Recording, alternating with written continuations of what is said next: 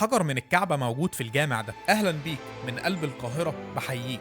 وأنا في جولاتي لتوثيق الآثار والأماكن القديمة بكتشف وبسمع حكايات وعادات، منها الجديد ومنها الغريب، زي حكاية النهاردة لما وصلت مسجد سيدي علي زين العابدين في حي السيدة زينب بالقاهرة. لقيت الناس بتقف قدام حجر لونه أسود، والحجر مزين بإطار من الفضة، وده يبين قد إيه الحجر ده مهم. سألت الناس هناك عن الحجر ده، سمعت حكايات كتير منهم، ولكن بعد بحث اكتشفت إن في رواية تاريخية بتقول إن ده حجر من الكعبة، وده كمان اللي لقيته مكتوب على الحجر في الجامع. طب إيه وصله لينا هنا في مصر؟ القصة بتقول إن أيام السلطان العثماني مراد الرابع كان في عملية ترميم في الكعبة، وشارك في عملية الترميم كتير من العمال المصريين، وبعد انتهاء أعمال الترميم كان العمال المصريين صعبان عليهم يرجعوا مصر تاني ويفرقوا الكعبة، وعشان كده أمر ليهم السلطان بنقل قطعة من حجر الكعبة تيجي معاهم مصر مكافأة ليهم على عملهم الجاد. استقر الحجر لغاية النهاردة في جامع سيدي علي زين العابدين في القاهرة في حي السيدة زينب، قريب جدا من مترو السيدة زينب.